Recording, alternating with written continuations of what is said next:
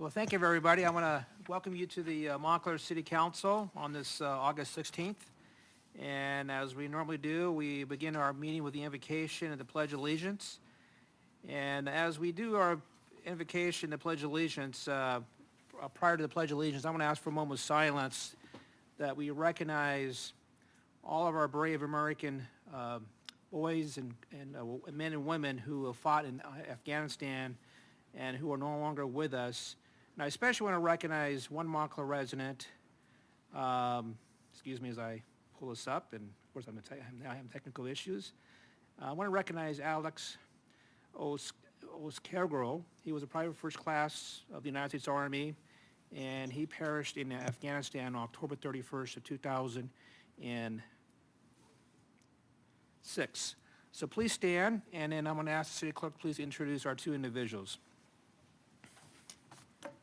Tonight's invocation will be led by Chaplain Vicki Brobeck, and the pledge will be led by Councilmember Lopez. Shall we pray? Lord God, your mercy is everlasting, and your faithfulness reaches to the clouds. Surround us with your loving kindness that we may experience your presence. We are confident in your unfailing love. We pray for those who are suffering in our city and in our nation. Father, meet their needs out of the abundance of your mercy and grace. We ask for continued blessing on our city. Grant wisdom, discernment, and grace to each of our city government. May their decisions comply with justice, righteousness, and mercy. In Jesus' name, amen. Thank you. And let's just do a moment of silence to remember our lost men and ladies from Afghanistan.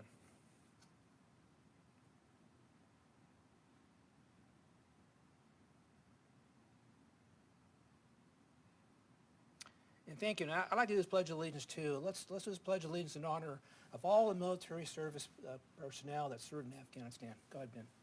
Please join me in reciting the pledge to our great flag. I Pledge allegiance to the flag of the United States of America and to the republic which stands, one nation, under God, indivisible, with liberty and justice for all. Thank you. Can we please have roll call? Councilmember Lopez. Here. Councilmember Martinez. Here. Councilmember Johnson. I'm here. Mayor Pro Tem Rue. Present. Mayor Dutray. Present. Thank you. Councilmember Lopez, did you want to say something? Yes, just real briefly. The past month has been a personally challenging one with my family. It's very possible that throughout the course of tonight's meeting, my family may be met with some very horrible news. If you see me glancing on my phone, it's because I'm getting updates from family of relatives who are in the hospital not doing well. So my heart is with my family, my mind is here somewhat, but I just would ask for a little bit of grace and understanding in the event that I step away from the dais during tonight's proceedings, that you'd understand. Thank you very much. Thank you. The next on the agenda is presentations, and tonight we got a chance to honor 5 chaplains here in the city of Montclair, chaplains in the police department and also in the fire department. And the reason why we're doing this evening, other than the fact that they volunteer time to service this community and also service our residents and our staff, is, you know, the last 14, 15 months has also been very difficult because of the pandemic, and I know the chaplains have worked with the community along with our staff and to assist them to get through this very difficult time that we're all facing, especially those families that may have lost someone or families have someone who is seriously ill. And so I know that the prayer and just the comfort of somebody there to listen to you is very appealing to those who need it at that time. I also want to recognize that I know at least 3 of the chaplains, or maybe 4, I may be wrong, have been praying for the city of Montclair since the pandemic started. They do it once a month on a Thursday, and they, I believe, go to the 4 corners of the city of Montclair, and they pray for all the families here in Montclair, obviously city staff, for a healthy city and obviously healthy families and healthy individuals through the prayer of God as well.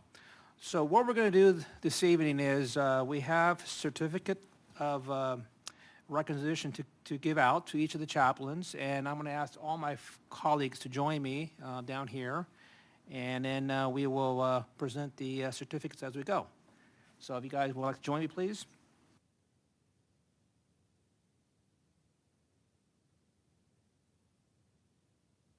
Vaccinated, just to let everybody know. So we may wear a mask, may not wear a mask. Hopefully you're comfortable with that.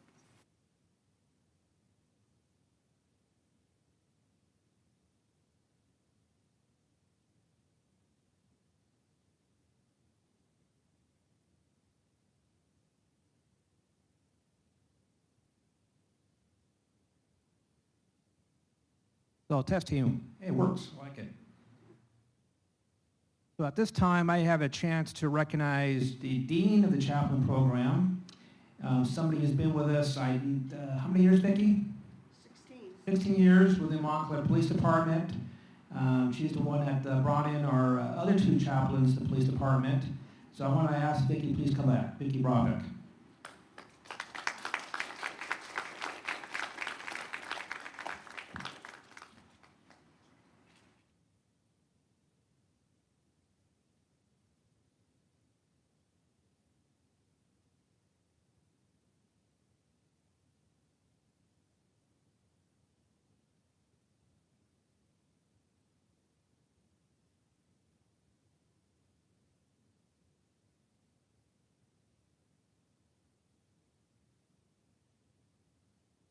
It is my honor this evening to recognize Montclair Fire Chaplain Jimmy Kroll.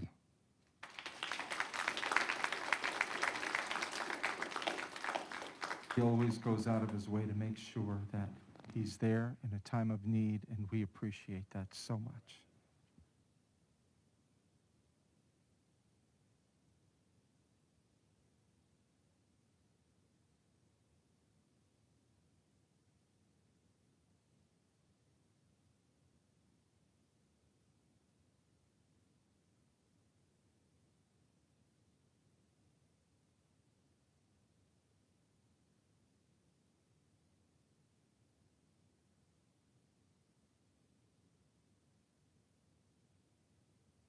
On behalf of a grateful city, we'd like to recognize and thank Montclair Fire Chaplain Alan Olmos.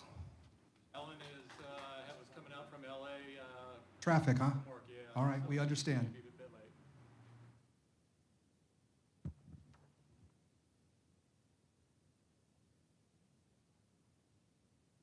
He is now.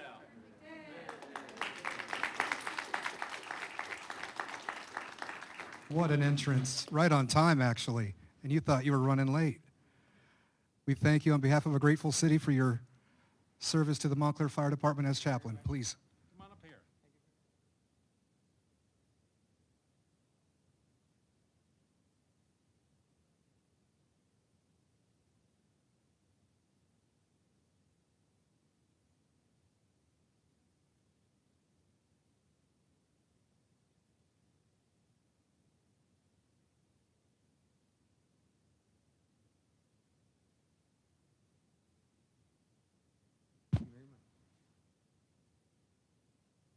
It is my honor and privilege to recognize Pastor and Chaplain Joe McTarsney.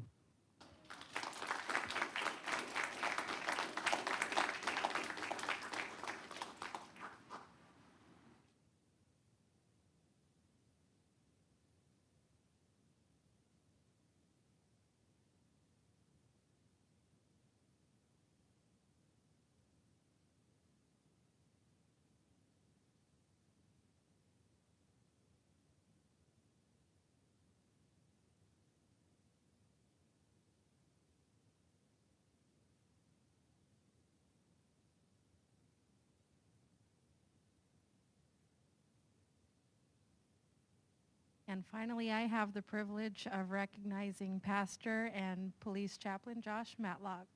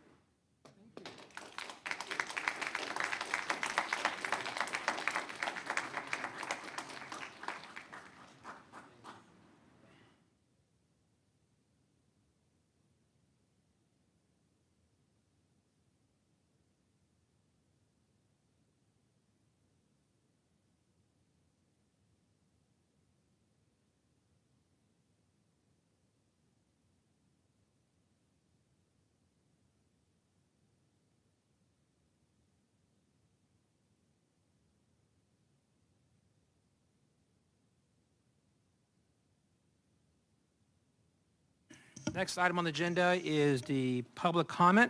This is an opportunity for members of the public to speak on an item or speak on an issue that's not on the agenda. And if you wish to also discuss an issue on the consent calendar, just let us know. So at this time, I'm going to ask the city clerk, do you have any members of the public that wish to speak? Yes, I have 3 cards for members in the audience tonight. So the first one is Carolyn Raft. And before we go there, is anybody on Zoom or on the phone? If you're on Zoom, we ask you to raise your hand or your flag, your hand, excuse me. It looks like there is a Ruby Long. And if you're calling on the phone, which I don't see anybody on the phone, you will hit *9 to speak.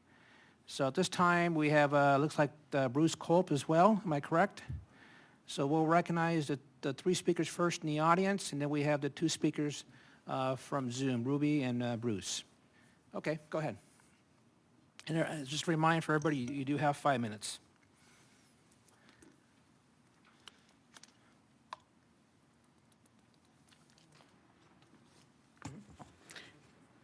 Good evening, and thank you, Mayor and City Council.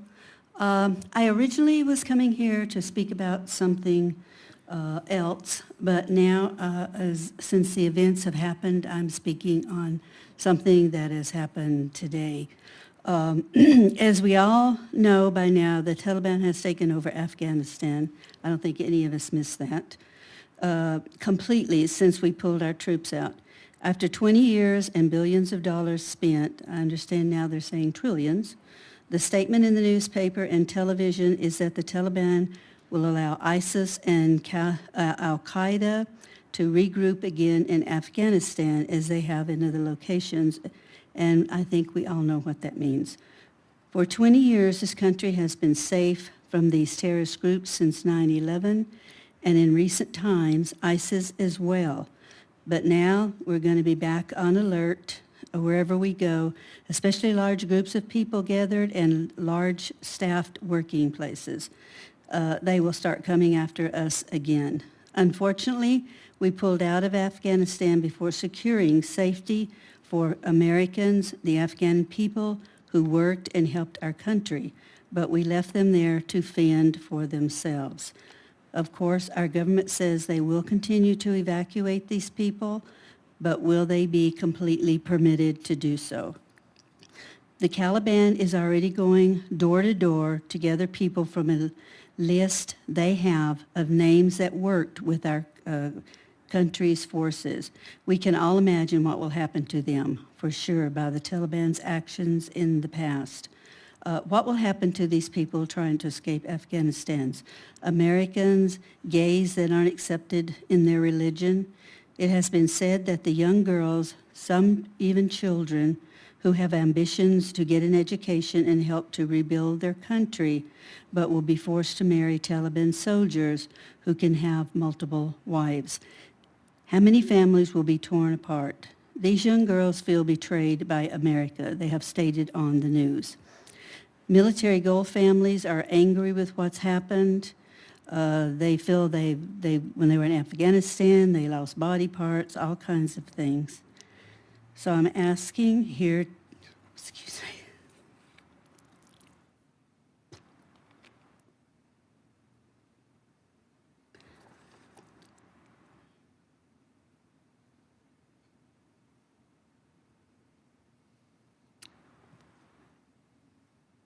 Sorry.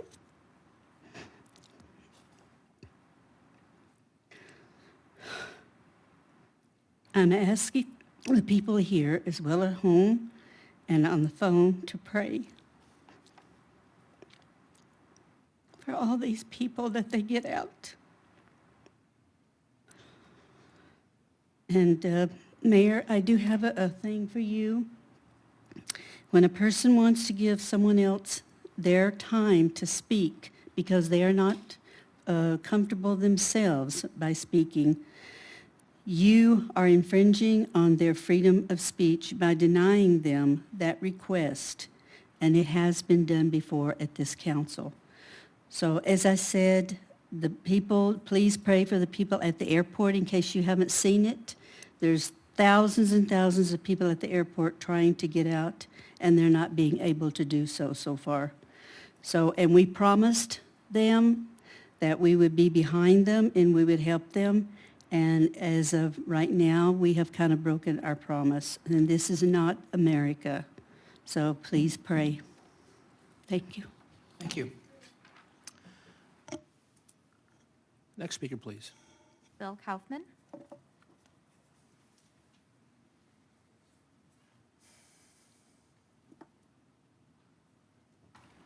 Council, Mr. Mayor, City Manager, it's me again. I didn't know, did Mikey pass out the economic study to all of you? And I wondered firstly if you had any questions regarding that. You have an opportunity to make some comments, but this is not the time to ask any questions at this point. Okay. What I wanted to elaborate on is you have a number of neighbors that are moving very quickly, being Claremont being one of them, Rancho being a second one, Corona, which has issued its permits. But what I'm saying to Montclair, again, you have just a very unique situation, and you have a freeway access where you give hundreds of thousands of people. And we've analyzed this from other opportunities, and you're talking about $6-7 million a year in revenue from a very legitimate business that's going to hire over 60 people. They're going to be well-trained. This will be, and they've been, an integral part of your community. And I just implore you to, if I understand the thoughts of the past and that marijuana was horrible for everybody, but if you really do your homework and go back and understand why is marijuana illegal and when was it, you'll find out it was legal thousands of years until 1932. And the reason it was deemed illegal, they wanted to get the Mexicans out of the southern part of the United States, and they went on this rampage that they bring in this drug, and they're going to assassinate our youth. And the then Anslinger, who's running for Attorney General, convinced the Senate to put it as a Schedule I drug with heroin and cocaine, and so be it. And I think that if we go and we look at the history of cannabis, and believe me, I am not a proponent. I do not want anybody to use cannabis. That's their own opinion. Whatever you want to do, that's up to you. You're over 21. That's not why I'm here. I'm here to see it's an industry that's coming out of the ground. It's very, very lucrative. It does a lot of things to impede the illegal narcotics coming into your city vis-a-vis delivery. The legitimate dispensaries in your city would give every single resident or customer free home delivery of legitimately tested products. And at the same time, we're working, I don't think you've been part of it, with the League of Cities to try to keep these people from just arbitrarily going into your city. That they have to come in, they have to go like any other business, they have to get their CUPs, they've got to set up a method by where they're going to be paying the tax. Right now, I'm sure that there's millions of dollars coming into your city, which you get nothing. So all of this, the more that we can legalize this and make this a legitimate business, and again, we're not proponents of use, and by no means would we want underage children to use this or anything else. You go in stores everywhere, there's tobacco, there's alcohol, there's this, there's that, and this will be very controlled. You won't be able to walk in front of it and loaf. In order to get inside it, you'll be 21, and you'll be dealt with very professional people. People in many cases are college graduates. They're trained for 2 weeks before they get to the floor, and I think if you have the opportunity, you should maybe visit one of these legitimates. There's one in Pasadena that's awfully nice, and it just goes to show you that if you embrace something that you may be adverse to, open your eyes and say, is this good for the city?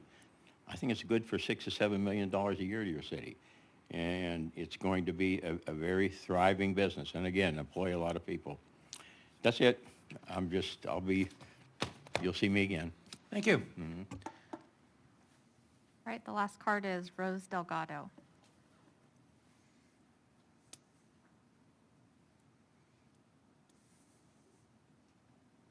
Good evening, Hello. Mayor and City Council. My name is Rose Delgado, And the reason that I am here today is to talk about the safety at Vernon School. My daughter went to Buena Vista all 7 years. She just transferred to Vernon Monday of last week. I'm sorry, is your name Edward Starr? Because I'm mostly addressing you, so I just want to make sure that you can hear me okay. What I'm talking about today is the safety at Vernon School and how Monday of last week I saw countless number of children almost hit by cars. I have it on video. I called, I set up this, planned on this meeting to come here, and ironically, my daughter was almost hit in the crosswalk this morning. If it was not for me honking and screaming, this lady would not have seen her. My daughter has survived brain surgery as well as many other things, and I will not lose her to something as stupid as some parent trying to get their child to school on time, maybe to work. Maybe they're afraid that if they get to work late, they'll lose their job. I don't know what makes someone drive like this. I have no idea, because I don't care how much of an urgency it is. I'm not rushing through school zones. So I do have questions, and I heard you mention this is not a time for questions, but 2 years ago, John lost his life. This September will be 2 years. That morning, I saw this boy get killed. I was there. I live with that every day. To see kids almost get hit still. I know Measure L was passed. I know the money's there. I want to know what is going on, Mr. Edward Starr, with our school. I understand you did some type of a safety assessment on vehicle traffic. I ask and I beg that you do it again, because the school traffic there is out of control. Parents are going through these alleys. They're cussing out Miss Tovar. Somebody here by the name of Diamond is representing. Is Diamond here? No. She's supposed to be representing Vernon School. I asked for backup today. No parents want to come. No teachers want to come. I don't understand it. I've been in this community 12 years. I volunteer. I've worked Skid Row. I've done so much stuff to help others. I am begging for help. I know that I was just informed there's 13 schools in Montclair. I know we're short on police officers, but when crimes are being committed in front of a school in front of me and there's nothing I could do about it, it is breaking my heart. And it seems like in such a pandemic right now, my best friend is in Montclair Hospital. She's been there 13 days on a ventilator fighting for her life, and I'm helping with her children. And here, mine almost gets hit in a crosswalk. I cannot live with this. I need to find out how to protect our children, because it seems like everyone is so concerned about their own lives in the whole community, let alone the world, with this pandemic. Something as small as school traffic or safety doesn't seem like it's the biggest on the agenda. I have 20 pieces of paper. Nothing mentions school safety. I'm here representing the children of Montclair, asking that we please find a solution. If I have to volunteer, I've already asked Ms. Tovar. She told me no, that there's a liability. I don't understand what that means. So I'm asking for help. I just had 3 major surgeries. I've been in the hospital 21 times this last 7 months. I'm doing my best to stay alive, and I'm coming here asking for you guys to tell me what's going on with our flashing stoplight, our flashing lights, and our speed bumps. I've went door to door. I've talked to the residents. They are okay with the speed bumps.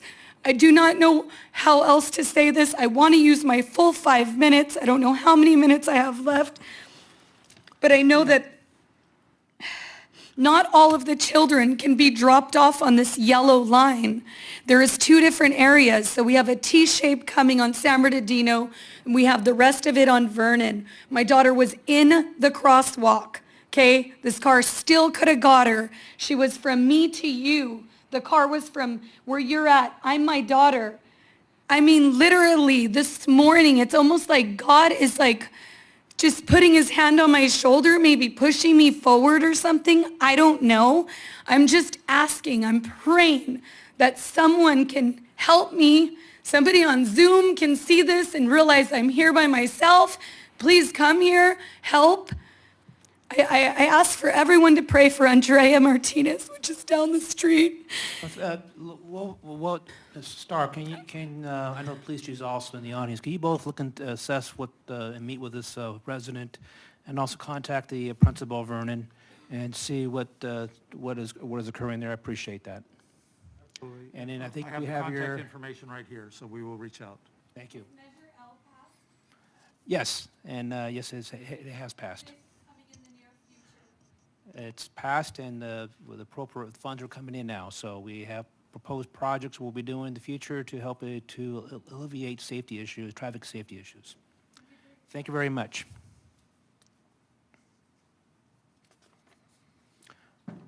Okay, now I think we have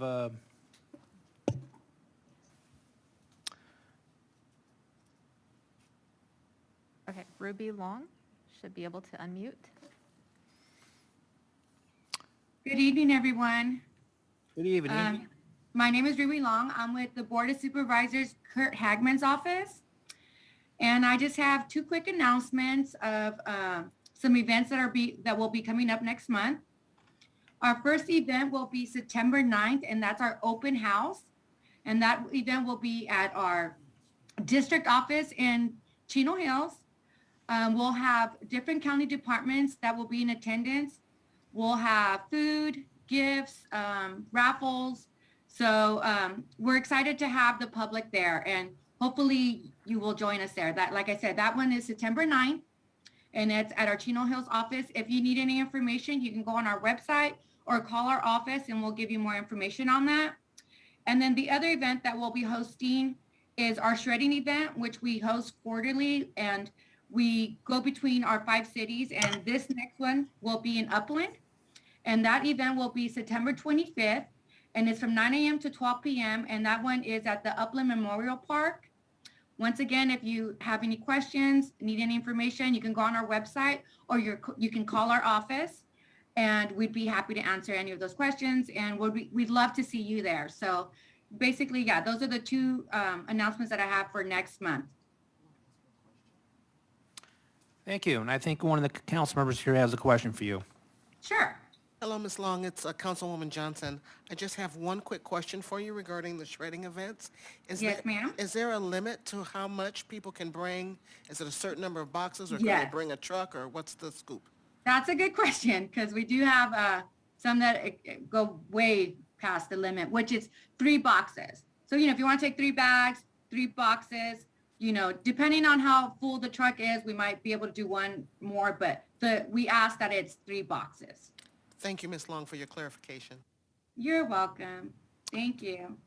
Thank you, Ruby. Thank you. Hope to see you all there. Bye-bye.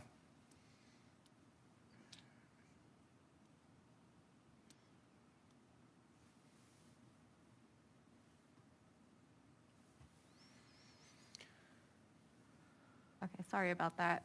Go ahead, Bruce. Can you hear me? I got a new computer. I can't. Yes, we can hear you. We can hear you loud. Okay, thank you. Very loud and clear. Sorry about that. First of all, I just wanted to offer my support. Once again, I know that the item on the agenda for the Pacific Electric Trail burnt bridge is on the item again, and I just want to offer continued support to get that repaired and in place. I know it's been out of commission. It looks like progress is being made, so I appreciate Mr. Starr and everybody in the city's efforts in making that again, a priority for the wheeled public, the non-internal combustion engine public out there. So it looks like it's moving forward, and I really appreciate that. I also want to offer my appreciation to the entire council and city staff, in particular Mr. Rue and Mr. Starr, because I know you're working hard on the $540 million for the gold line, and I know that that's we got deadlines coming up, and I just want you to know that I fully support that as a resident of Montclair and of a resident in the North Montclair Transit District. It is very, very important that that get approved, and I think there's going to be a last minute thing, but just keep pushing, keep working, keep putting your efforts into it. It will all come to fruition. I really, really appreciate that. We really need that goal line to come down here. It will make a huge difference.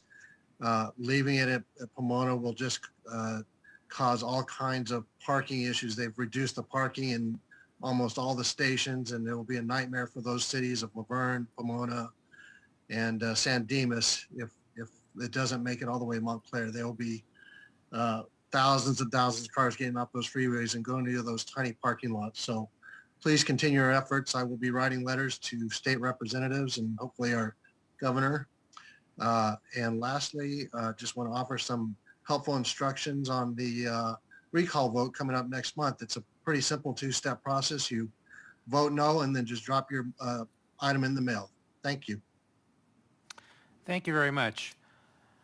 All right, we're done with public comments, and we will now head towards public hearings. We have 2 public hearing items today, and the first item is consider ordinance number 21-996, and I'm going to ask for staff presentation. Thank you, Mr. Mayor, members of the City Council. This evening, the presentations on these 2 public hearing items, both A and B, will be presented by our Community Development Director, Mike Diaz. He has a PowerPoint that was also presented to the Planning Commission in relation to the each of the items on the agenda tonight for public hearings, with some modifications based on any input that the Planning Commission may have provided during those particular presentation times. So, Mr. Diaz, I'll hand over the first item, obviously, to you, item A, on ordinance number 21-996. Thank you, Mr. Starr. Mayor Dutray, council members, and staff, and members of the audience. The item tonight before, as indicated, is about accessory dwelling units in our community. And to make this a little more easier for you guys to follow and understand, I prepared this PowerPoint presentation for your consideration as we talk about this tonight. So without any further ado, I'll move forward.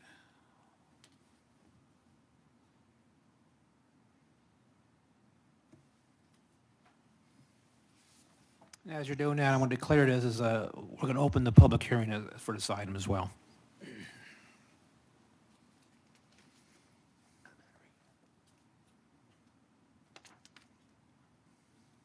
Okay. Where do I press? Anywhere? All right. So the purpose for the AD ordinance update is to basically be in compliance with state laws that affected ADUs. These state laws went into effect basically on January 1st of 2020, and they're intended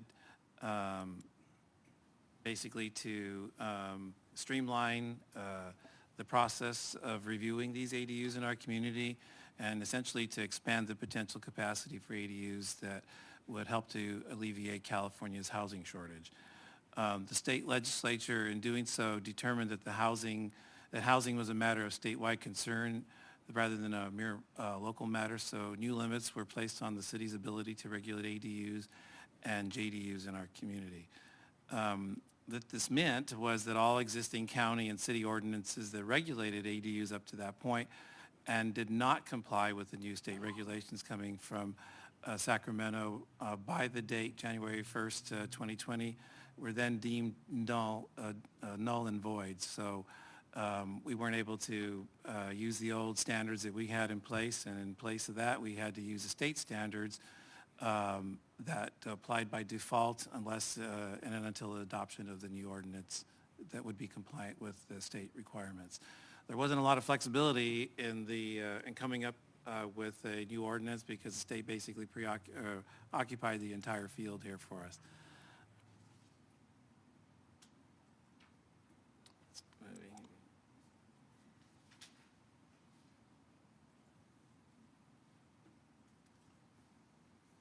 Okay, so ordinance number 21-996 would comply with state requirements and restore local control to the extent that it's allowed by the state. City council action tonight would amend, or when you vote on this, would amend chapters 11.02, that's the definition section of chapter 11, portions of 11.16, 11.18, 11.19, 11.20, 11.22, and 1136. Then would also repeal and replace Chapter 1123 of the Montclair Municipal Code going forward. It also formally introduced new terms of accessory dwelling units to our vocabulary at the city, as well as the new term of junior accessory dwelling unit, which is often referred to as a JADU. These terms now would replace the existing definition of second dwelling unit, which is now defunct.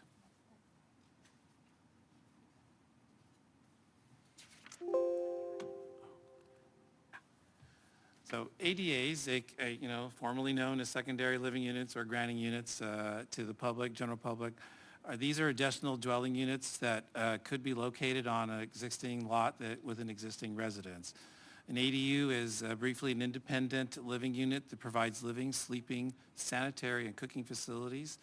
And it can be attached, detached, or entirely contained within the existing building, and that's what we refer to as a JADU, or junior accessory dwelling unit. Junior accessory dwelling units, as I mentioned earlier, are located within the main dwelling unit, and their size ranges basically from 200 to 500 square feet maximum. They must have a kitchen and have separate or shared have separate or can have shared sanitary facilities within the main dwelling unit.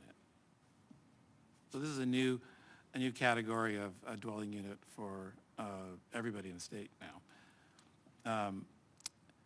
An ADU must be permitted ministerially within all single-family residential districts and all multifamily residential districts within our community. The second arrow point there is essentially new, and we haven't had any. We've had one request to do so, and we're still working with that one to make sure that can come out and be a successful project. The processing time for approval or denials of an ADU is now reduced from 120 days to a mere 60 days. So time is of the essence when we're dealing with these. This table that I provided here for you, Sylvia Gutierrez, our associate planner, worked with me on preparing a summary of basic changes, and this basically outlines what's existing on the left side of the page, and then what's proposed in the new ordinance.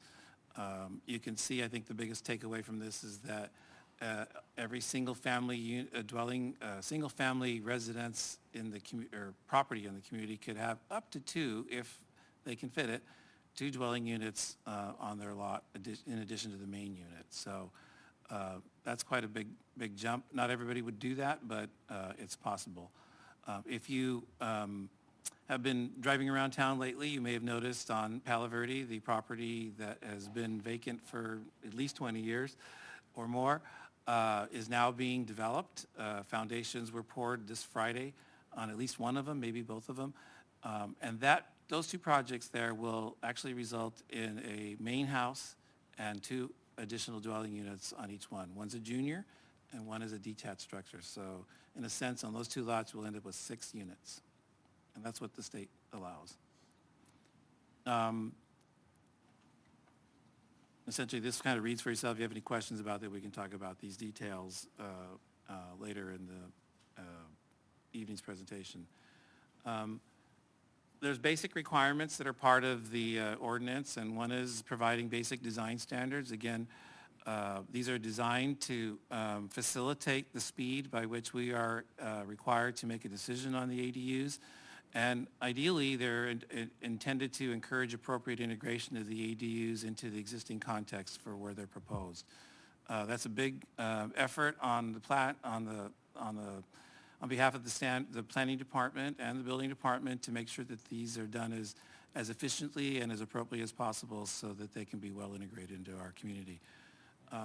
Fire sprinklers are required for detached ADUs that are 1,200 square feet or greater.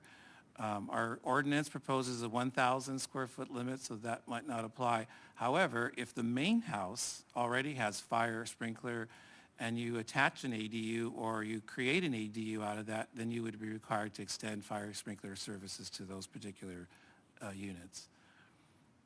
Detached ADUs may be metered separately.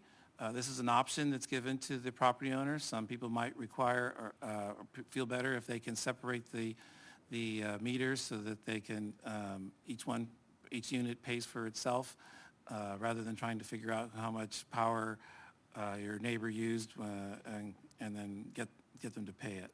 So that's a plus for many people who are building or considering ADUs. School fees would continue to apply for detached ADUs pursuant to their policy. These would apply currently, as we understand it, for units that are 750 square feet or more, but each school district is having to figure that out, how they can get fees on their own. It's not something that we typically would enforce on our end. Separate addresses are required. This is something that the building department felt was necessary to make sure that there was orderly development and a way of keeping track of all the building permits associated with these ADU developments on properties. And last but not least, the sewer fee, the ADUs are exempt from sewer fees for anything that's less than 750 square feet. If a unit comes in a little larger than 750 square feet, then the requirement for the sewer fee would be made proportional.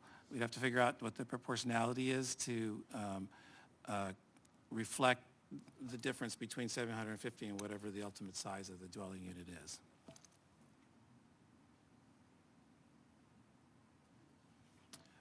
New ADUs and JADUs developed in the city will count towards the city's housing production and meeting our regional housing needs assessment housing targets. That's an acronym. That's what the acronym RHNA means.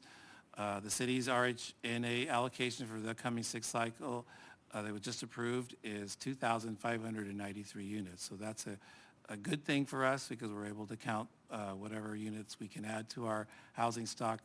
We'll be able to meet this number.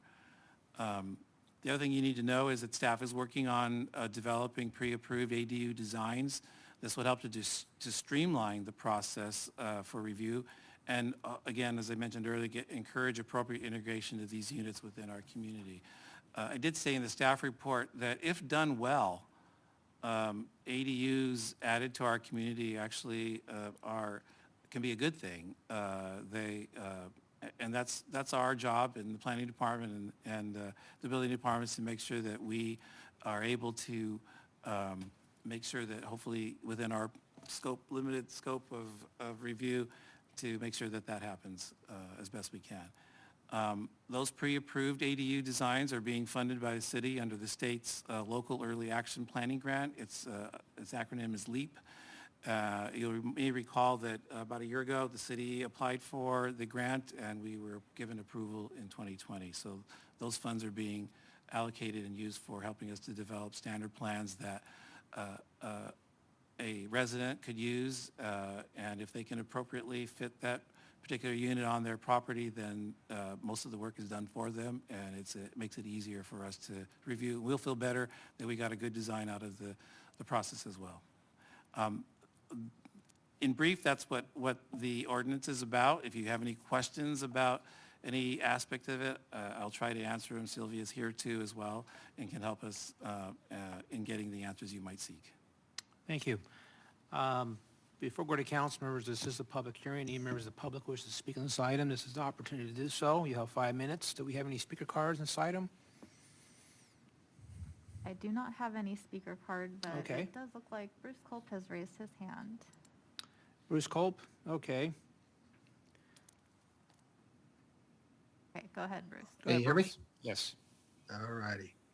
Okay, so I'm fully in support of these state requirements to mandate some local ordinances changes so that we can address some of these homeless issues. I know as a local elected body, generally you're in opposition of some of this, having the state kind of mandate down to this, but if some things aren't mandated, then no action gets taken at all. So just know that there are residents here that do fully support these types of mandates that the state hands down so that we can address the homeless problem. I know the city does a pretty darn good job already. Our code enforcement staff do outstanding jobs. Our police, our city staff in general, Human and Health Services Department. so many other departments are doing their part to do this. And this will go a long way if residents take up the idea of adding, ADUs and JADUs and, add some space on their property to help reduce homelessness. So this is a really great idea.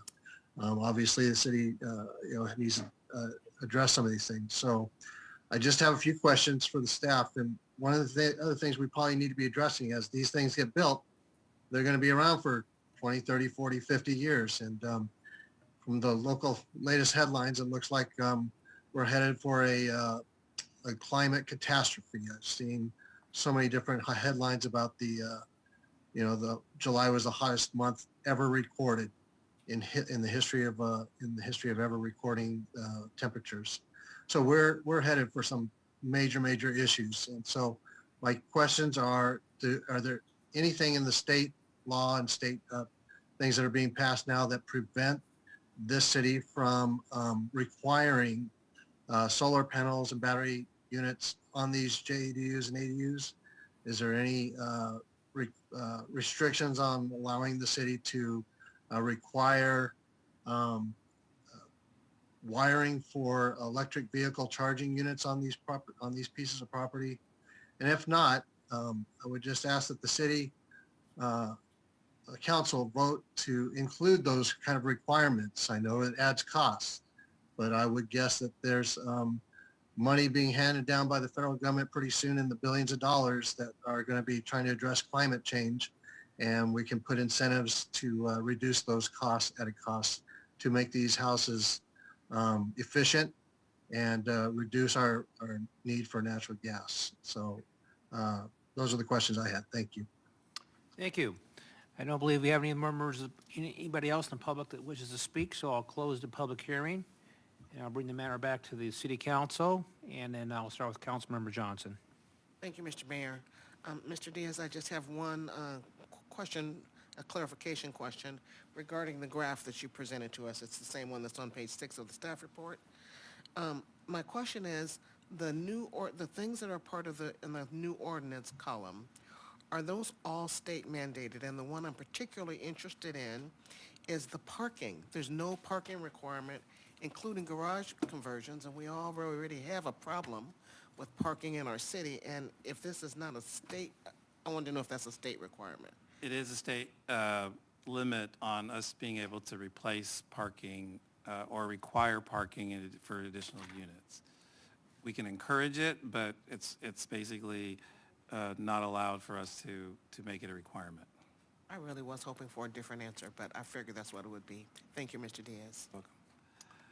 Okay, nobody else has any comments? Mr. Lopez. Thank you, Mr. Mayor. My colleague just hit on the main point. First of all, I understand these are state mandates, and these mandates are being passed on to us as locals. My years of lobbying in Sacramento, I'm very familiar with the California State Constitution that requires the legislature to reimburse localities for any mandate that they pass on. However, there are rules that they waive to bypass that requirement, and that's how they go around passing these mandates without the necessary funding to implement them. So shame on them for doing so. The issue of parking. In the report, it says, despite some concerns with the state's parking regulations, if done well, ADUs can be successfully integrated into the existing housing stock and contribute more housing to the community. Based on recent activity for the last 2 years, the Planning Division has processed 10 to 15 ADU applications per year. There's a phrase in the report that says, and I was a little troubled by it, the report first does say that it is going to be a problem because we cannot impose any parking requirements, parking restrictions, and at the same time, the city staff, in the report it says, will encourage the use of ADUs and JADUs to meet our housing requirement. So it kind of seems like we're damned if we do and we're damned if we don't, because if certain residences, houses, let's say like on Kingsley, the north side of Kingsley, that are jam-packed as it is, we have residents complaining about a lack of available parking in that area. If housing, certain houses qualify that can put an ADU or a JADU on the property, we cannot stipulate, if I understand correctly, certain parking restrictions to accommodate the number of people that will then be living in those units. So it seems like we're only going to exacerbate the problem, and it's not staff's doing, it is the state forcing the locals to do this. I just have a serious hard time with that, because here we have Sacramento again dictating to us as locals. We know the best, what's best for our neighborhoods. We know the area best. I don't know how we could accommodate the parking unless we come up with alternate forms of parking for residents, but that's a debate for another day. You mentioned, Mr. Diaz, I wrote down in your comment, in one of your comments. First of all, please explain to me how this ordinance would restore local control to the extent allowed by the state, because it seems to me the state has basically taken the rug from under us completely. I don't understand how we have any vestige of local control left, really. It's very little. And what the state allowed us is to have some adjustment on the largest size of the units. Over 750? Yeah. So rather than 1,200, we're proposing 1,000 square feet, so it's slightly smaller than the state would allow had we not had an ordinance. We're able to put together some reasonable amount of identified design parameters, which are included in the design guidelines for making sure that these units are designed as best they can that complement the existing development there. But with respect to parking, that's a concern that we've had all along. Fortunately, in some cases, most of the properties have some room left to at least provide some off-street parking because they still have their driveways that they could utilize, and they're still able to possibly expand those driveways to some degree where they could add a third, maybe a fourth car. So we're not at a total loss. But what the state says, for example, if a garage is converted, then we would have, in the past, required that replacement parking be built on site. We can't do that any longer. So it is what it is at this point in terms of what we can do. And I agree with you, it's fairly limited in terms of what measures of control we have to get a little bit of what we'd like to see done in our community. That's another reason for why we're doing the pre-approved designs that would help us to make those work. So we can come up with designs that work the best for the kinds of housing stock we have. And I want to touch on the recommended pre-design you said. I want to touch on that real quickly, but in your presentation, I'm having a hard time envisioning what an attached, detached, or entirely contained within an existing building, a JADU. Are we talking about them just moving walls to divide up the property so that individuals can, when it comes to JADU, I understand ADUs. JADUs is what I'm kind of, let's say this is a unit. Are we talking about dividing it and therefore folks live on this side and others live on this side, but they have the mechanisms for plumbing, heating, et cetera? Yeah, basically it would amount to carving out up to 500 square feet of your existing residence and creating a JADU. As we mentioned earlier, they don't have to be internally integrated inside with doors going in and out, but they can if they want. Sometimes they can share existing plumbing facilities, or they can be designed where the junior ADU has its own complete independent living requirements like a restroom and kitchen. It'll be small, but it could theoretically work out of, and it would probably work best in the largest on the largest homes that we have in our community where they can do that kind of approach. I will say that in the next 6 months or so, you'll be able to see what essentially will be models of how that's done with the new development when the houses on Palo Verde are completed.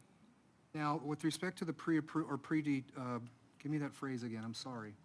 It's a pre-approved design. Okay, pre-approved designs. I'll try to remember that real quickly.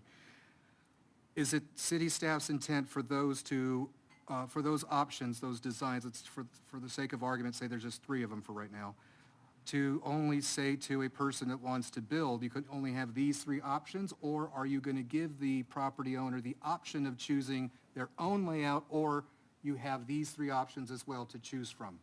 Well, as the reason for having these pre-approved ADU designs is to take most of the guesswork out of having someone have to sit there and try to design something that they think might work for their property.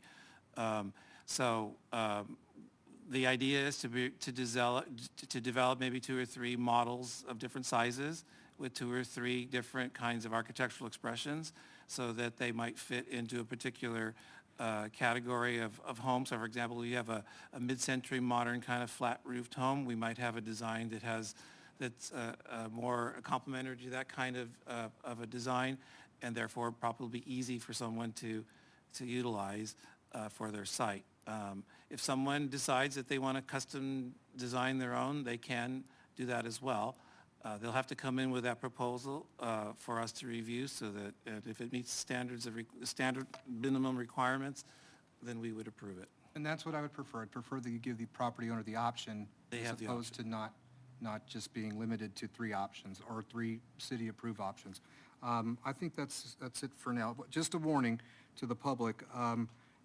Again, if there is a lack of parking in the future in the city because of these, don't blame the city council. This is all at the helm of the state, and I wish they would have addressed parking, but I'm not in Sacramento. Thank you. Mr. Rue? Yes, thank you, Mr. Mayor. I really like this. As most of you know, I've been a long-time housing advocate. To address the issue on local control, and this thing is flashing at me saying I'm not speaking the microphone. To address the issue on local control, cities have local control, but they also have local responsibility. It's great to say local control. We've gotten here with the housing issues because most cities have not caused to create more housing. In California, the homes being built are for the very affluent. In almost every community, housing is for the more affluent. That isn't the need. The need for housing is for the working class. You need to be able to house the people who work in your community. Now, if I were in Sacramento, and I'm not, I would say that if you create certain jobs, you create 50 jobs that are $15 an hour jobs, you better make sure you have housing for those individuals. It's wrong to expect them to live somewhere else. Now, many communities are at this point with ADUs because we need more housing. I have listened to many people, some on this council, some in the city, some in other areas, say how they are upset with all the overcrowding. They look at their neighbors and say, look how many people are living in that house. What can we do about it?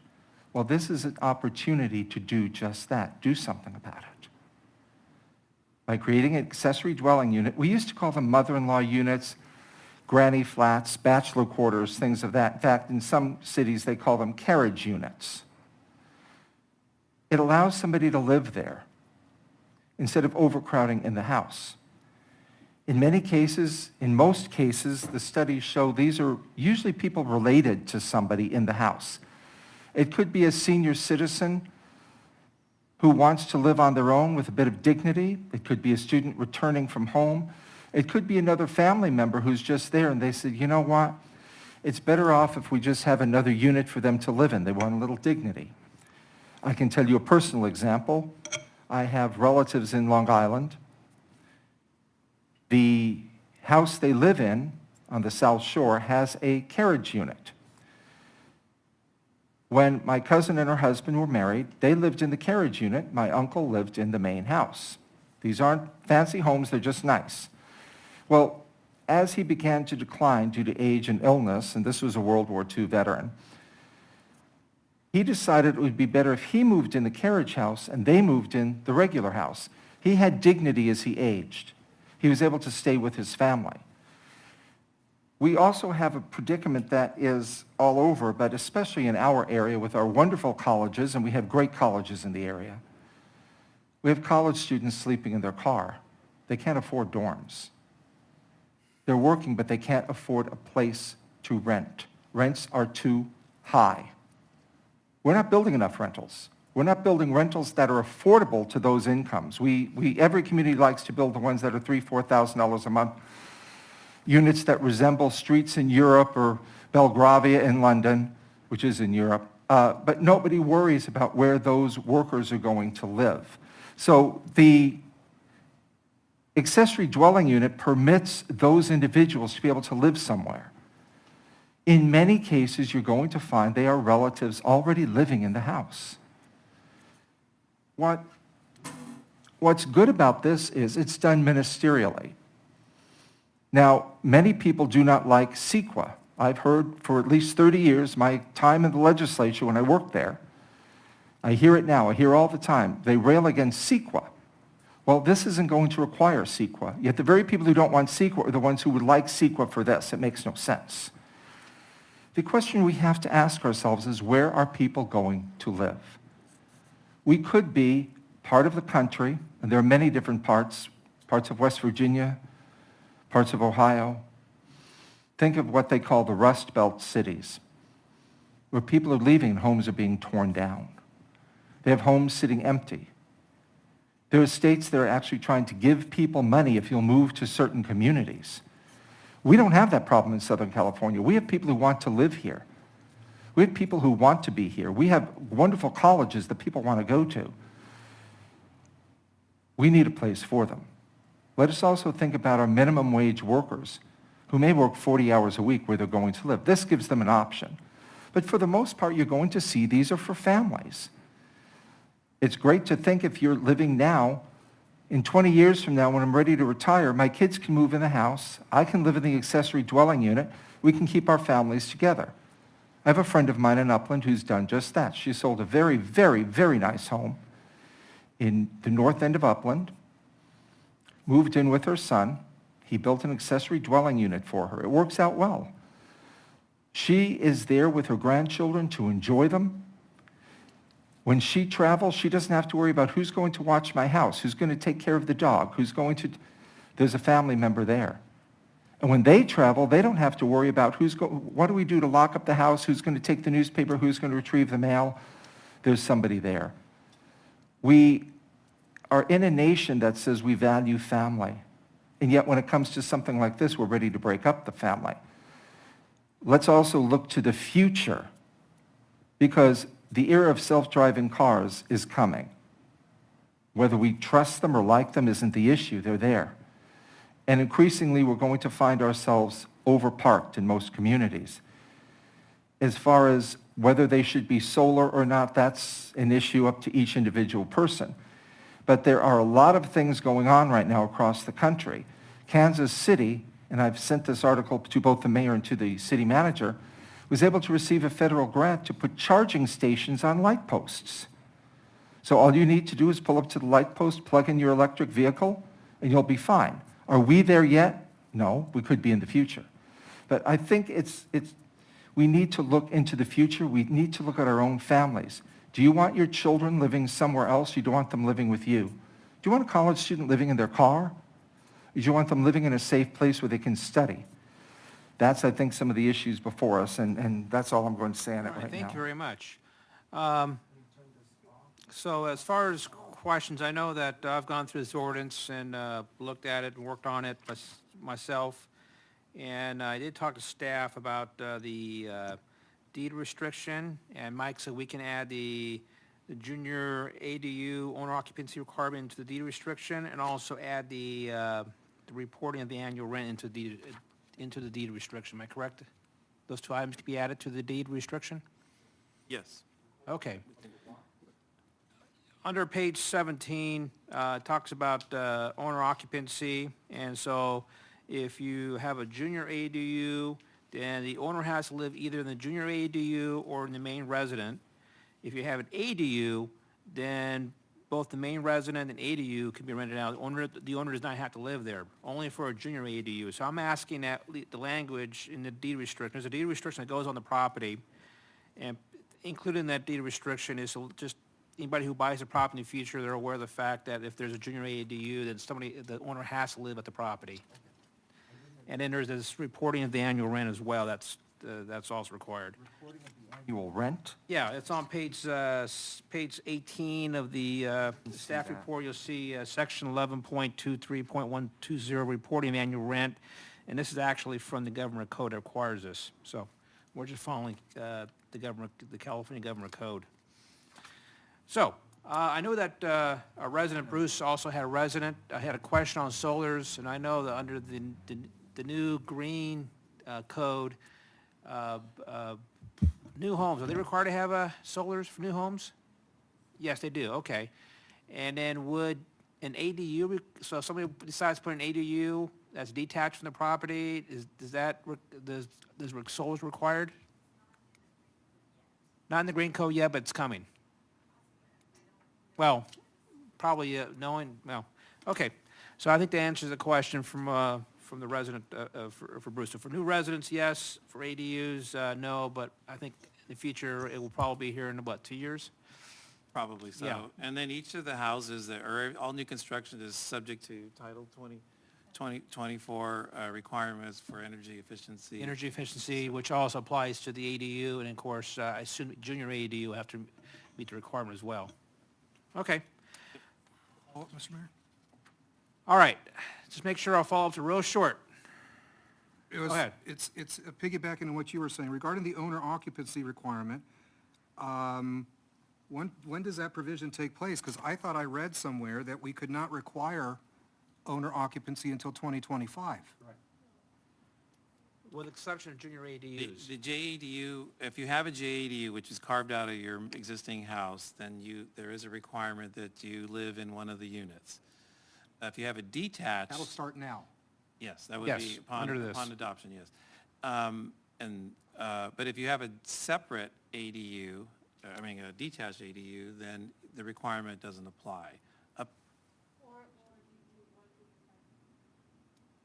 Or an ADU larger than 500 square feet. So then how does the restriction up until 2025, how is that, what does that apply to and how does it work? After 2025, then I think the city may reinstitute requirements for the property owner to live on site in one of the units. But up to now, up until 25, from the day that we adopt and the ordinance becomes effective, that requirement wouldn't apply unless there was a JADU involved. Okay, thank you, sir. Okay. Okay, is there a motion? Mr. Mayor, I'll make a motion for the item as presented this evening. I'll second. Adoption of ordinance number 21-996, and this be read by number title only. And at this time, I'm going to ask, this is a first reading, so we'll go have an electronic vote.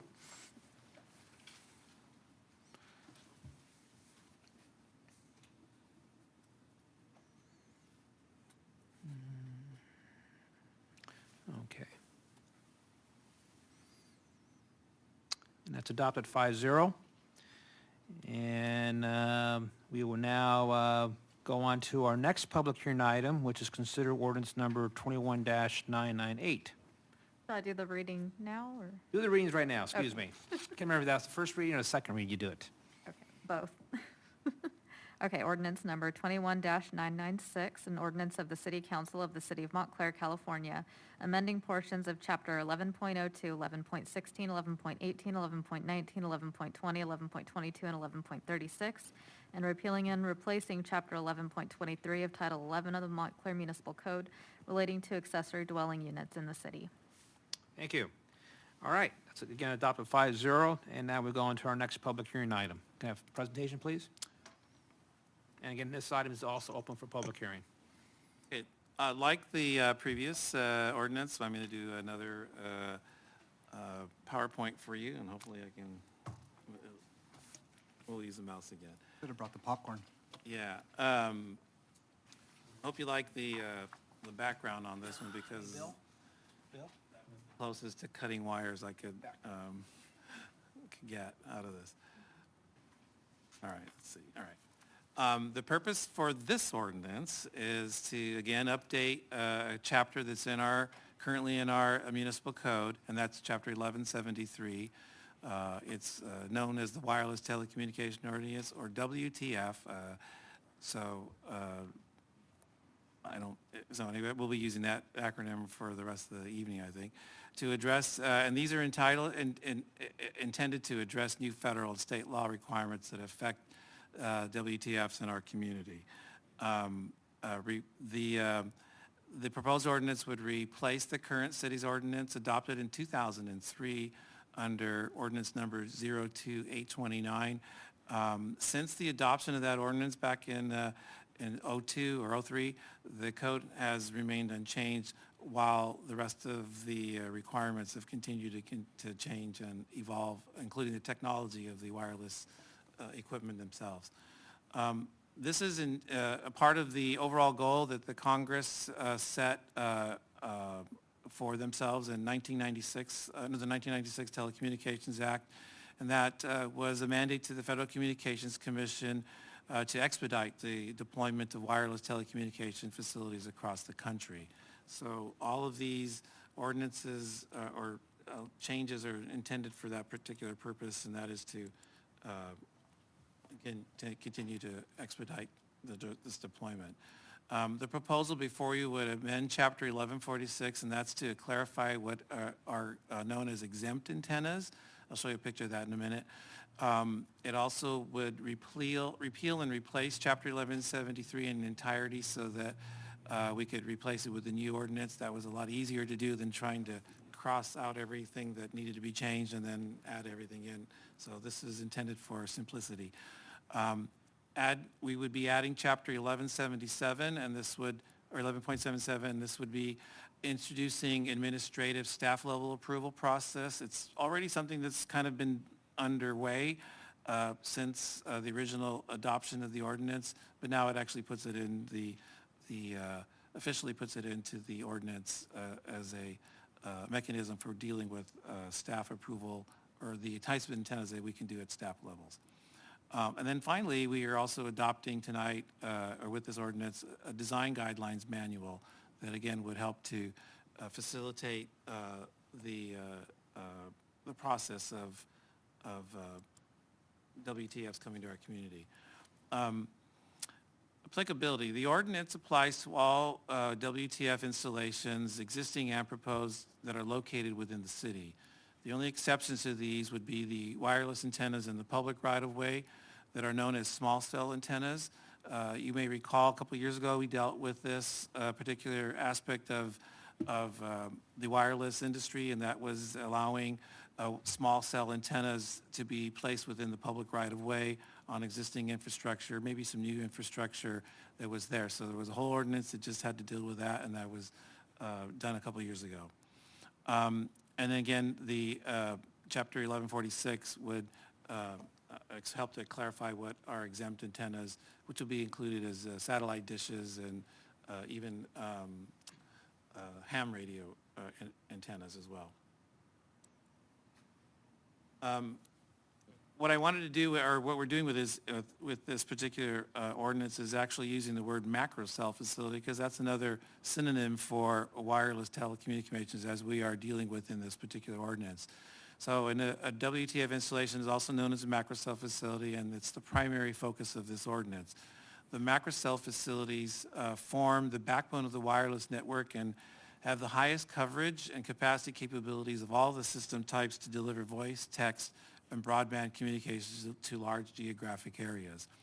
A typical macrocell site includes one or more provider antennas that are affixed to some kind of freestanding tall structure. Most often these are faux trees with our community, and they include also a base equipment area that's secured, where all the equipment on the ground is enclosed, and usually that's by means of some sort of a fence, decorative fence or block wall. The macro cell facility, as I mentioned earlier, is distinct from small cell antennas because in that small cell antennas provide coverage to high traffic areas, and they're intended to supplement the macro cell coverage. So macro cells are very important to the overall network. This picture, I'm sorry for its blurriness, but you get the idea here that at the center of this drawing is a macro cell or WTF facility as we're dealing with in this ordinance, and it provides, again, the backbone for the distribution of of communications throughout the community at smaller, to smaller antennas that would help to meet the need that is generated by our telephone, our phones that continue to get more and more powerful, and lots of people like to send pictures and music and everything else, and it's otherwise overwhelming our capabilities until we add more, until we can add more antenna coverage. So 1146, as I mentioned earlier, is the clarification here is to distinguish between the kinds of antennas that are depicted on the bottom of that screen there. These are the kinds of things that help you with your television, with your ham radio, with your radio reception, typical things that you find in residential contexts. They're not covered by this ordinance. These are exempt per the FCC, and so would be something we could handle independently if people ask us, but most people just sort of do these things on their own because they're easily integrated into a residential context. The ordinance provides for new locations and development standards. The first big one is the ordinance would expand the opportunities to install a wireless or a macro cell facility on R1 single-family zoned properties within the city that are developed with non-residential uses. Currently, our code prohibits this option, so the majority of WTFs or macro cell facilities in the city are actually developed on commercial and industrial zone properties. So wherever you're driving around, if you're likely to see one, that's a commercial or industrial zone property. The other exception to this general prohibition is the city's ability to locate a macro cell facility or WTF in a public park that are subject to specific distance requirements. The two big examples that are easy to find are at MacArthur Park and right here at Alma Hoffa Park and just next to the skate park. Those are examples of installations at a public park that are currently allowed by our ordinance. However, over time, over these years, a number of property owners and wireless telecommunication facility developers, they've approached the city with requests to install an antenna of this sort on other residentially zoned properties that are developed with non-residential uses. In most of these cases, an example would be a church with a large parking lot or a large ground area or site area that could accommodate one of these facilities, or public utility sites that sometimes also have large areas that might be able to accommodate one of these kind of antenna requests.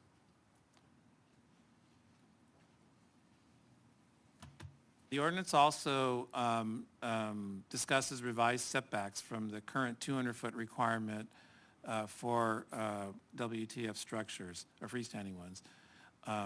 Right now, it's 200 feet, but the new code, or the new ordinance proposes a height that's at least the height of 110% of the height of the structure. So if you have a 60-foot high antenna, 66 feet is what the minimum setback would be from a property line adjacent to anybody else. Or if it's a design that is designed to specifically collapse directly on its own self and directly downward, should failure occur, then you could probably get closer to the property, up to within 25 feet of another property. To do that requires a lot more engineering and a lot more specificity on how you design this thing. So not likely to be one of the options that will they go to, but it's there in case there's an absolute need for one somewhere, and it's the only way you can accommodate it on the site. In no case are these facilities or their ground-mounted equipment, that's those enclosures that have that the tree usually is inside of, it's usually a wall. None of these would be allowed on a street, side, or a front setback area because of just how they impose. It'd be one thing if it was just the tree. It's another thing when you have all the rest of that, what goes with it, that actually detracts from the way it would look in a front yard setting. We've also introduced the idea, or the maximum height of a 60-foot height for these structures, instead of the height that would have been limited by the underlying zoning district. So for example, in the parks that are zoned R1, the maximum height was 30 feet or 35 feet. So in every case, we had to do a variance, and in some cases, even for commercial zones as well as industrial zones, we had to go through the process of doing a variance, because otherwise, if you can't reach the minimum heights of about 50 to 60 feet where most of them are, sometimes a little bit larger, they're not effective. They're not useful, and we would be in a pickle there because we're supposed to be accommodating these things per federal FCC requirements and guidelines. So the higher minimum height would allow us to forego the variance process. And the ordinance, actually, I didn't put this down, but the actual ordinance actually allows you, or allows me, in this particular case as director, to, and in maybe some cases with the approval of the Planning Commission as well, I should say that better, it's with the approval of the Planning Commission, to go up a little bit higher, up to another 10 or 15 feet for the purposes of creating a tree that looks like a real tree and it's just not cut off at the top and then look awkward. So there's a little flexibility in this thing that I think in our conversations with at least one of the providers that wants to put an antenna in town, they understood that with the flexibility, they were okay with this. So that's one of the benefits. The last bullet or arrow item on your page there is that we are still maintaining the requirement for a conditional use permit whenever an application for a WTF is submitted to the city, or at least someone approaches us with that proposal. And that's important because even though we've expanded the areas, we increased the height, we limited setbacks to, we reduced setbacks, not every lot can really accommodate one of these things because every property is developed differently. In some cases, you have a lot of room. In other cases, you're trying to squeeze them into existing development. So the CUP process gives a measure of discretion to be able to handle one of these things and determine ultimately whether this appropriate site or another site needs to be selected. So that's a good thing, and it's something that we will continue to do. The proposed ordinance continues to require the use of stealth wireless facilities, and that's some kind of camouflage or design concealment for any of these antennas. As I mentioned earlier, the vast majority of the ones that I can think of right now are in the form of a faux pine or a faux palm, not quite as effective on the palm tree designs, but in most cases, at least early on, before they need to be updated and maintained, the pine has done a good job at concealing most of the antennas that are proposed on these freestanding structures. We want to be flexible, so there are opportunities sometimes that are afforded by the height of a building or maybe in addition to the top of the building that could screen these things and give you the effective height that you need. We don't have a whole lot of tall buildings, but there are a few still around that could be utilized for that purpose. And we also allow for maybe some creative structures that would enhance or complement what's existing on that particular site that's not a tree or not something integrated in the building. I'll have a picture, I think, coming up in a few. The ordinance encourages carriers to seek placement and construction or modifications of the macro cell facility on existing structures whenever that's feasible. And stealth technology standards would also apply to antenna facilities that are approved administratively, and I'll get to that in a second. This is a question that comes up often when we're talking about wireless antennas, and that is radio frequency emissions that come from these. And I put this in here to remind everybody that the federal law actually preempts the city's ability to consider RF emissions to the extent that wireless facilities comply with RF standards that are already promulgated by the FCC. So the FCC has its standards. They say you've got to meet this, and if you meet it, then that's all we can require from them. So this is a quote from the actual FCC order that you can read there for yourself. It's basically what I just said is it's not one of the things we can take into consideration. And again, the last item on the page is that every one of the applications or the applicants or developers of these antennas, they have to provide this information to us in writing from their engineers for this particular facility in order to have considered a complete application. All right, eligible facilities. This is a new category of kind of antennas, and basically it's intended to streamline the modification process of existing wireless facilities. So once a facility is installed and it is operating, there may be a time that improvements are required, extra coverage is required, or extra anything to it, replacement.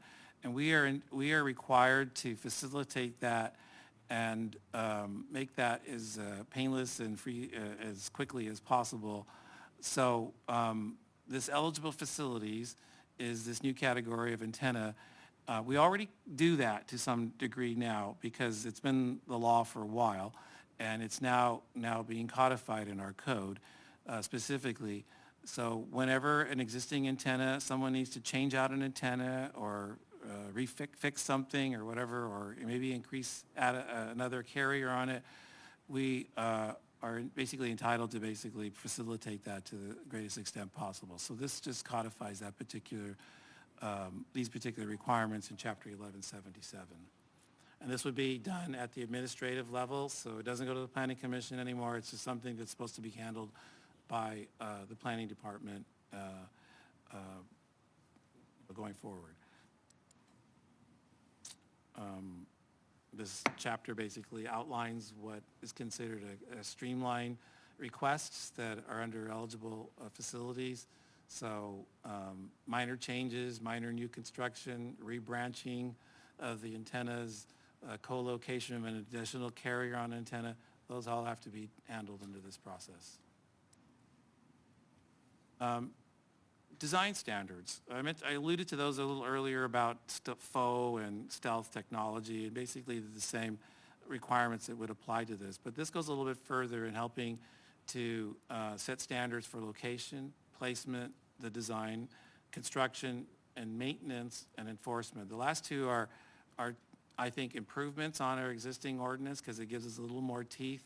That's something that's important for both planning as well as the code enforcement department or division to make sure that these antennas are maintained to the highest standards possible. You may go out, maybe out running about looking at some of the antennas that are right now. These are older generation antennas, so they're getting to the point where they'll need to be refreshed in major ways, probably at some point. This would facilitate, along with the eligible facilities section, that hopefully the improvement and of how those particular installations look. For example, the Alma Hoffman Park is coming up for a complete rebranching and improvement on the way it looks. So we're looking forward to seeing that happen, hopefully not too far from today. And that basically wraps up the gist of the ordinance that's before you. Again, a lot of it has been handed down to us from the federal government and state governments, so there's not a lot of wiggle room, but it's a manageable, I think, for us to do, and it does help to make our wireless communications facilities in our community that much more potentially crisper and easier to get and serve the needs of all the people who have telephones and other devices that need this kind of support system. So with that, I'll end my presentation. Well, thank you. Do we have any comments from the member of the audience? This is a public hearing item. I see 2 raised hands on Zoom, so one moment.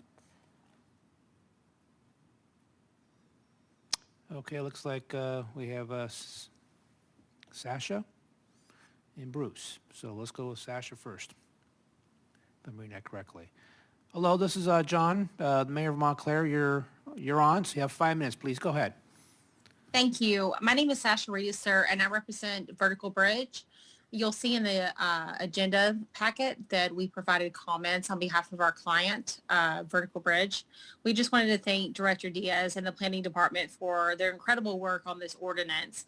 The pandemic has made clear how important adequate self-service is to every aspect of our lives. And this proposed ordinance strikes an excellent balance between ensuring that the citizens of Montclair have adequate access to cellular coverage, but while also maintaining the beauty of the community. And we would ask that you support approval of this ordinance. Thank you. Thank you. And I believe the next person is Bruce.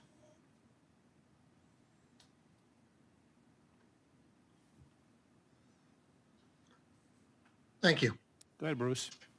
All right. The WTF ordinance got stickers from me, and I'm sure I was very happy to see Mr. Diaz make it all the way through his presentation without laughing as many times as he said WTF.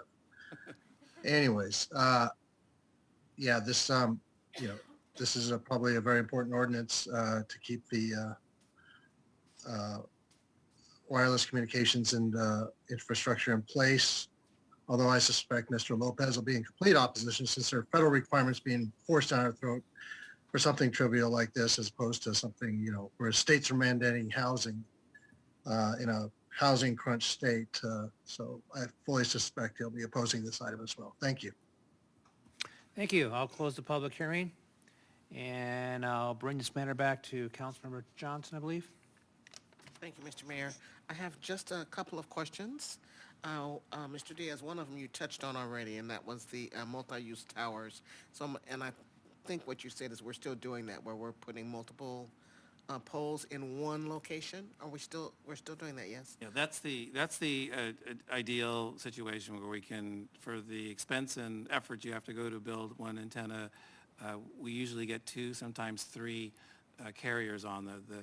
The first 2 at the top have the best coverage, and the third one is the one that is hopeful that it works for them too as well. But they wouldn't do it if it didn't work. Okay. And thank you. And my second question, I may be well ahead of myself, but when we talked about the height of the structures, it made me think about the proposed structures for North Montclair. And I'm wondering if those buildings will have these WTFs on them. Well, WTF, the ordinance would apply also to those projects up there, or at least not those specific plans. They allow for these kinds of facilities because they'll be needed. That's where the denser population growth will occur in the future. And it might be easier because they'll have the height in some of these buildings already there. And they may be able to integrate them successfully so that you wouldn't even know that they were there. That's the ideal kind of situation we all hope for. So, but they're not a requirement. They could do it if they wanted to, but it's not a requirement. They're not a requirement now. There are existing antennas up there, or structures. The one at John's Incredible Pizza is an example. There's one on the east side. Maybe you noticed, maybe you haven't. But it's been there for a while, and it serves the need for the current population base that's there. But as things change, they may need to do more to improve the backbone for that area. And then that would be supplemented with small cells for high concentrated areas like the mall, or like other improvements where you have higher concentration of individuals using these their phones and other devices. Thank you, sir. Councilmember Lopez. Thank you, Mr. Mayor. So the disguise of all of these WTFs, which I think we could have used wireless communication facility, or we could have taken off that T.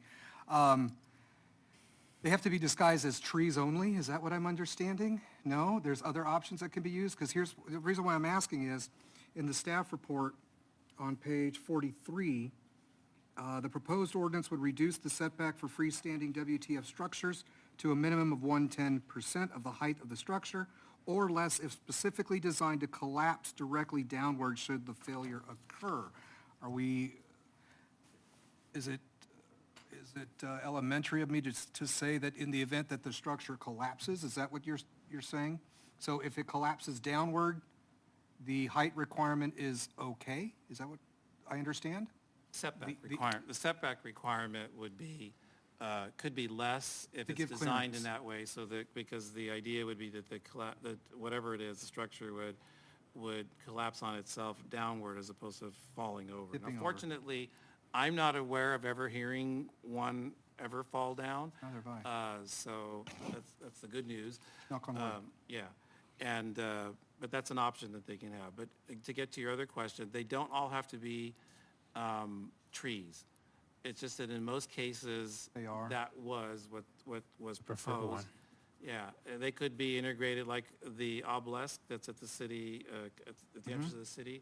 That's an antenna designed as a part of an architectural expression. Be a flagpole. Yeah, or a flagpole, Yep. or other things. So there's options, crosses sometimes on some churches, if they have big facilities, they can accommodate a cross with that kind of a antenna. So there's a number of different ways you can do this. Now, was there a hesitation from Bethany Baptist about this? Is that why they submitted or asked for, I guess, a reconsideration of language in the ordinance? I wasn't sure exactly what the issue was with Bethany. Well, a number of churches have asked about the possibility of being able to do. They were one of them. So if they're looking forward towards the flexibility, and they'd have to go through the process to get one approved and hopefully situated perfectly So on they're the site. interested. They're A lot interested of- A lot then? of people are, yes. Okay.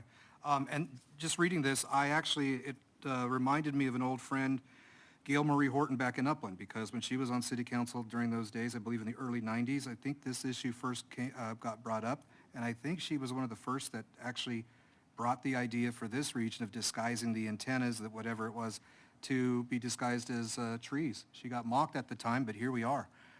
So with that, Mr. Culp, don't be surprised but how I vote. Thank you, sir.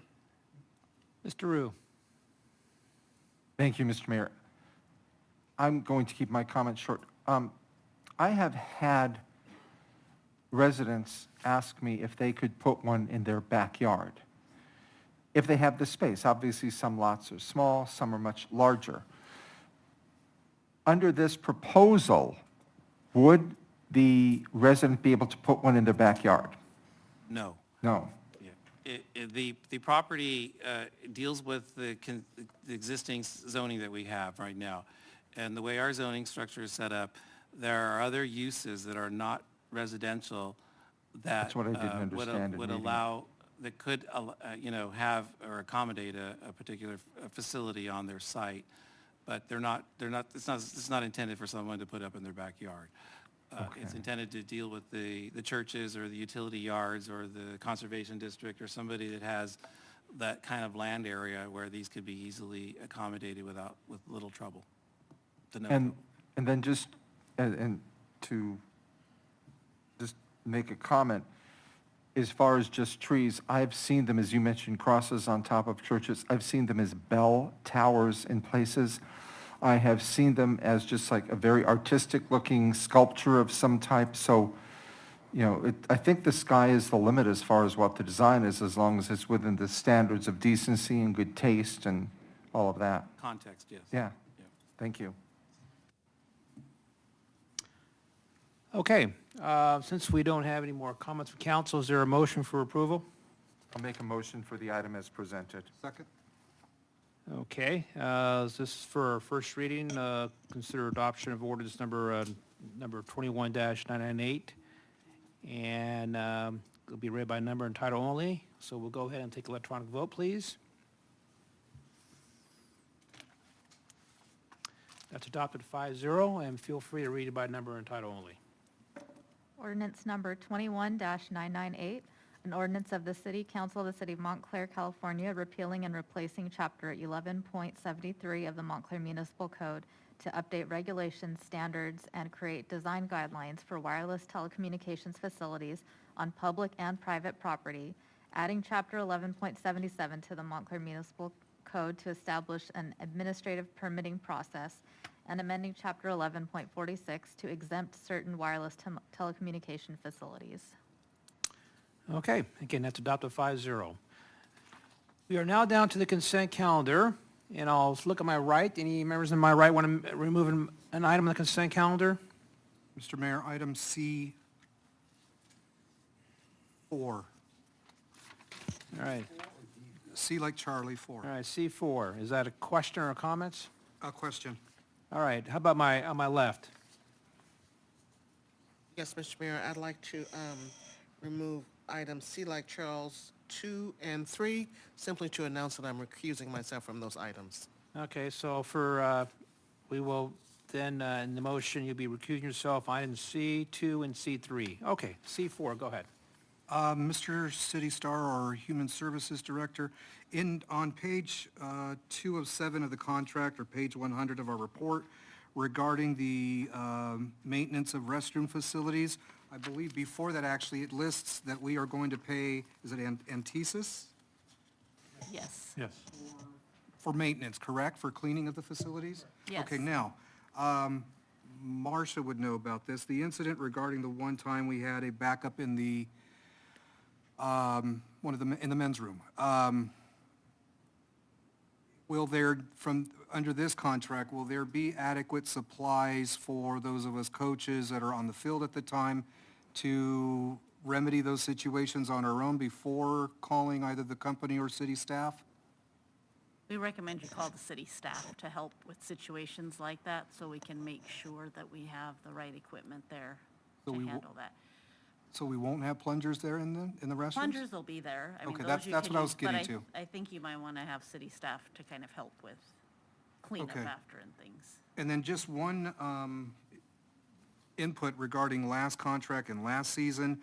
I do know, and I don't know if this was just, I don't know I'm not going to cast aspersions on anyone here. There just needs to be an increased attention to toilet paper, paper towels in both facilities at all times. I know there was several times where folks in the park could not use the facilities because they didn't have those supplies there with them. But other than that, I am appreciative of the last contract. I'm glad that we're moving forward and giving the Little League and Golden Girls the opportunity to use the fields until the end of the year. And with that, Mr. Mayor, I will move, are we going to do it individually or together? Sorry.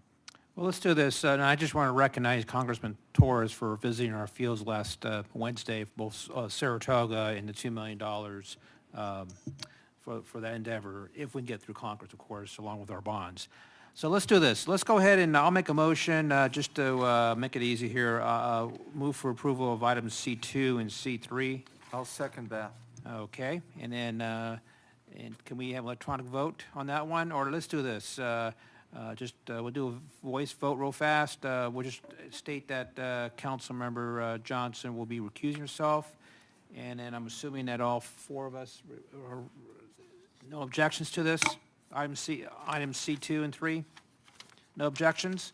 So it's adopted 4-0 with the Councilmember recusing herself. And you want to make the motion for the balance of the agenda? I will make that motion, Mr. And second by Second. Mr. Lopez. And then, again, any objections to the motion in front of us? If not, then that's also so ordered. And now we will go down to communications, and I'll start with the city attorney. Thank you, Mr. Mayor. I just have the one item that's indicated, and that's to ask the city council to meet in closed session regarding possibly initiating litigation regarding one matter. And that's all I have this evening. Thank you. City manager? I just want to say that my thoughts and prayers are with Councilmember Lopez and his family this evening as they go through their personal family crisis, and I look forward to hearing a positive outcome.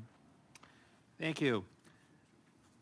And I will try to make this short, and since we got another closed session after this, but we will cancel the September 7th meeting. If the council is good with that, then it's council so ordered.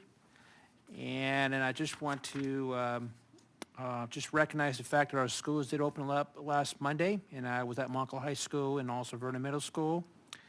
And then, Mr. City Manager, I noticed that I know you have a workshop memorandum, and I know the recruitment that was supposed to be on tonight will be on the next city council meeting at the 5:45 workshop. When are we going to have the workshop on the bonds? When's when we start talking about the improvement bonds, of course, the pension bonds, but when do you anticipate that taking place? Well, we've had the workshop on both the pension obligation bonds and the infrastructure improvement bonds, and we anticipate coming before the city council on September 20th with recommendations to approve the bond structures. Okay, and then at that time, we also be talking about projects as well? Yes, the projects have to be a component of the Okay. bond package. Okay, and we talked. And I will send you out an, excuse me, excuse me, an advanced list of staff's proposed projects. And of course, at that evening, if the council wants to amend or add, that would be up to the council. Okay, that's all I have. So I'll start with my right, Bill, Mayor Pro Tem Rue. Yes, Mr. Mayor, I'll try to keep this quick. First of all, I'd like to really congratulate Assemblymember Freddie Rodriguez. He was able to obtain $2.6 million for Chaffey College and their welding program. This will benefit an awful lot of students in our region. It's one of the jobs I call a head and hands job. You need the head, a lot of math. You need the hands, which is the skill to do this. And many welders, quite frankly, do work that's very artistic looking. We need them, and I'm glad that we can do this right here in our community.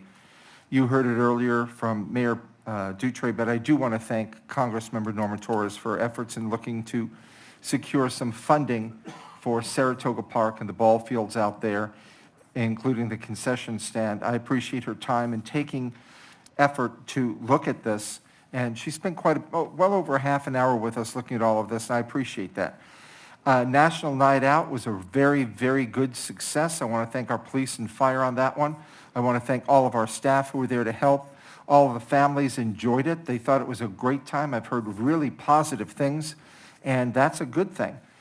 You heard it earlier, the gold line of the $540 million we're working on. We keep pushing forward every day on that. We're just remaining optimistic, and that's what we need to do. I would encourage anybody who feels so inclined to write to our state legislators and tell them the importance of what the gold line means to them. Also, if you have a chance, drive out Arrow Highway and take a look at what's going on in the gold line in the Laverne area. In fact, D Street from Arrow Highway to Bonita, which is a main artery to go into the University of Laverne, will be closed until October 23rd. So for those of you who drive that area going into the University of Laverne, I know many students do, be aware of that. We had a city barbecue last week. Thank you to the staff for a great job in organizing that and making sure everybody was happy. And the last item tonight is we've heard a lot recently, especially here in California, about whether they're elected officials or people who want to be elected officials, saying we shouldn't be taking any federal money and they want us to eschew any federal funds. I would disagree with that. California is still a net donor state. We have been for many, many years. The statistic is that for every dollar we send to Washington, D.C., we receive back only 83 cents.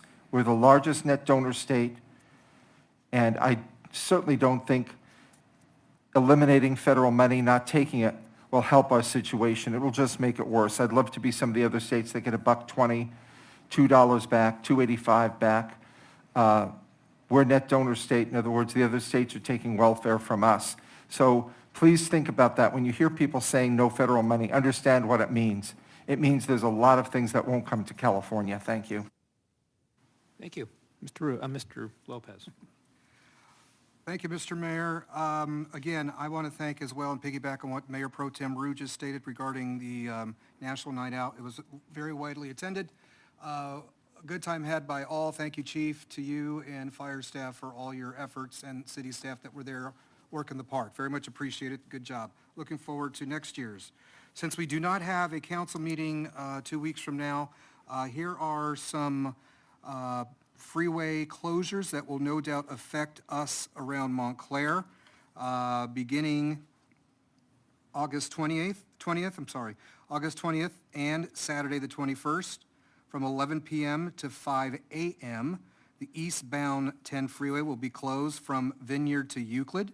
Again, the 20th through the 21st, 11 p.m. to 5. Eastbound Euclid closed from Vineyard to Euclid. 4th Street eastbound on-ramp will be closed tomorrow through Thursday the 19th. Eastbound from 9 a.m. to 4 p.m. That's those 2-3 days, 9 a.m. to 4 p.m. eastbound 4th Street on-ramp. And for Monte Vista Avenue, for those of us that live near Monte Vista and the 10, there will be a 55-hour freeway lane closure. But most importantly, eastbound off-ramp will close as early as Wednesday, September 8th for 10 days straight. Again, starting potentially Wednesday, September 8th, Monte Vista eastbound off-ramp will be closed completely for service. So please make your routes, adjust them accordingly. On August 7th, I had the privilege of attending the retirement party for Fire Captain Ed Cook here in the city.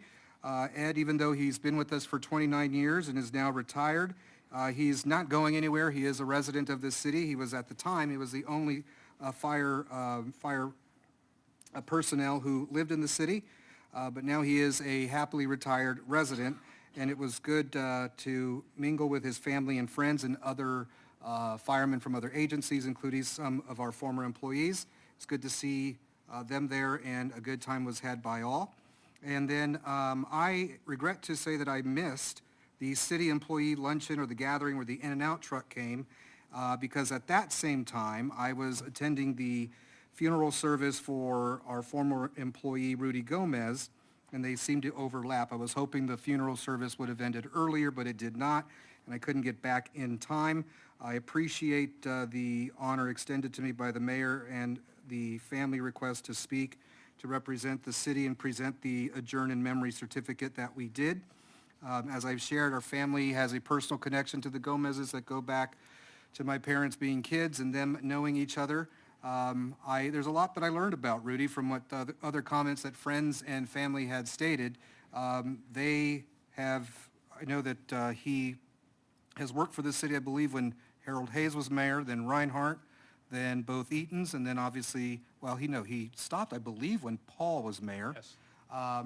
But the folks around town and those that were gathered at the chapel in Claremont called him the unnamed mayor of Montclair because he simply knew everybody and had a hand in everything.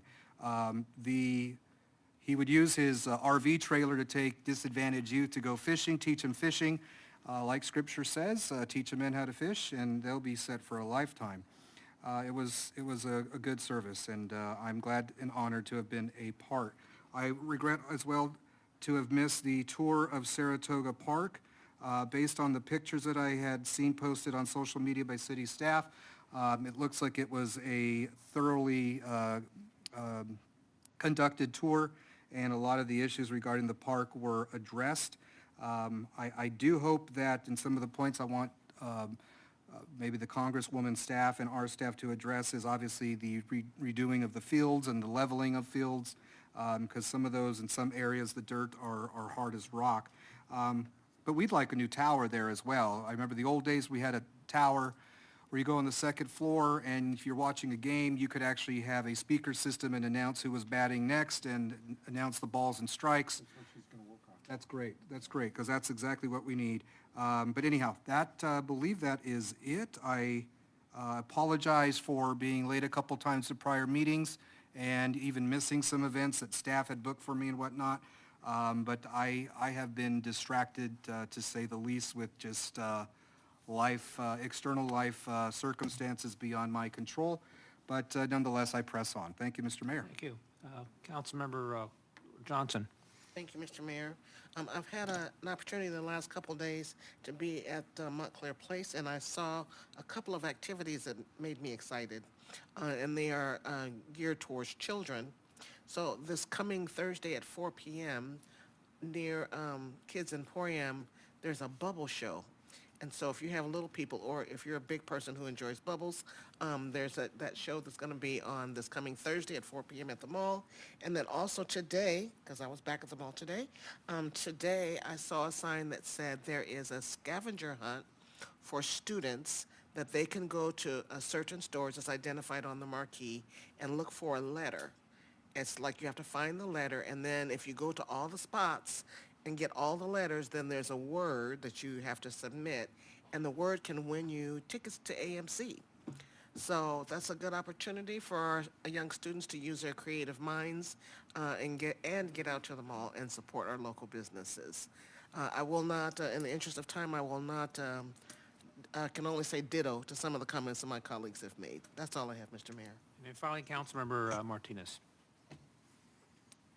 Thank you, and Director Diaz, for your presentations today. And thank you to the city. I'm not sure exactly who put it on, but for the employee appreciation to-go barbecue. It's very nice of you to do that. Thank you. We have committee minutes from the Personnel Committee from their last meeting, and then at this time, we will now go into closed session. Thank you.